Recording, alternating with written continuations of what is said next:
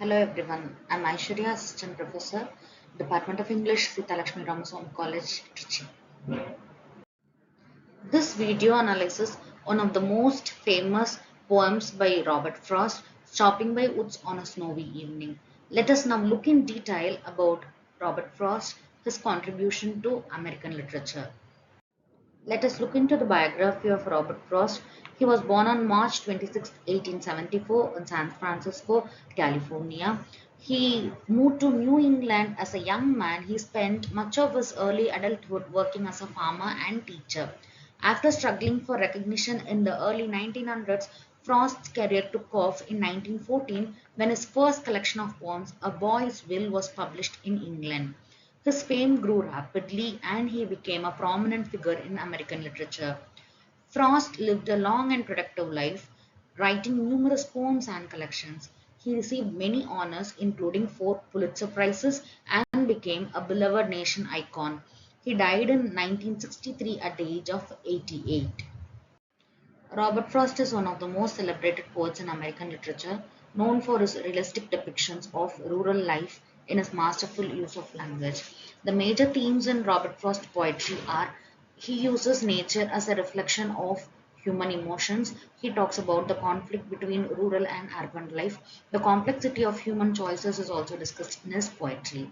Some of the notable works of Robert Frost are The Road Not Taken, Mending Wall, and Birches. This poem, Stopping by Woods on a Snowy Evening, was published in the year 1923 in Robert Frost collection, New Hampshire. The central theme of this poem is nature, isolation, and reflection. This poem is often interpreted as a meditation of life, death, and the passage of time. The tone and mood of this poem is calm, peaceful, and introspective, with an undercurrent of responsibility and duty. Before we go for a line by line analysis of the poem Stopping by Woods on a Snowy Evening, there are some important points to be noted about the structure and form of the poem, the style in which the poem is used, and the rhyme scheme followed. Stopping by Woods on a Snowy Evening consists of four stanzas of four lines each. In each stanza, the first, second, and fourth lines rhyme, but the third line does not. The third line rather determines the rhyme of the next stanza. As an exception in the last stanza, all the four lines are rhyming. So the rhyme scheme is AA, BA, BB, CC, DC, DD, DD, and it is written in iambic tetrameter having four stressed syllables in each line. These are all about the poetic elements used in the poem. Actually, the poem looks very simple in its use of language and also in the subject matter. But what strikes us most is the use of a special form and rhyme scheme to express the theme so fluently. In the first stanza of the poem, the speaker stops by some wood on his way one evening. The speaker knows the owner of the woods and even where he lives. He is a bit relaxed, thinking that the owner of the woods lives in the village and so he won't see the speaker stopping there. Therefore, he can continue watching the natural beauty of his snow covered woods. In the second stanza, the speaker of the poem says that his dear horse, whom he is using as his carriage, must think it is strange to stop between the woods and the frozen lake in a dark evening, as he normally stops near a farmhouse. The speaker calls his horse my little horse as it is very dear to him, or maybe the horse is a little one in a literal sense, that is, a pony. It may also suggest that speaker is a humble and ordinary citizen and cannot afford to buy an expensive horse. He also personifies the horse by indicating that it has a thought process and also refers it as he in the next stanza. In this stanza, the speaker suggests that the weather is cold enough to freeze a lake. The expression darkest evening could suggest several things.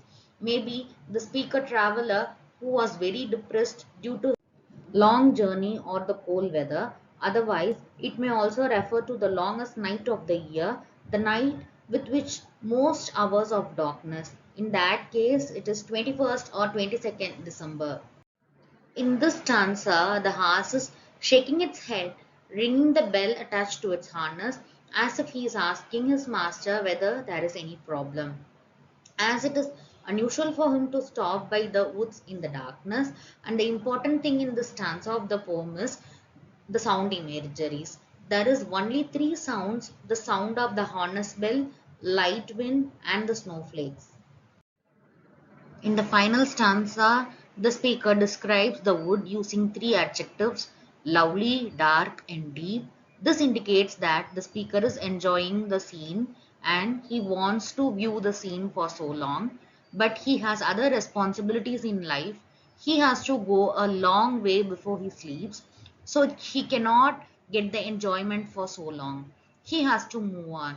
And the important thing here is that the poet repeats the last line to attract the attention of the readers.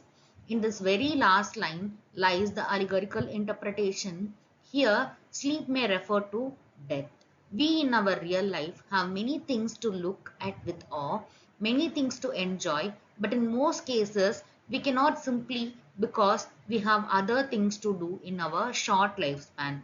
So, we have to move on. Thank you for listening.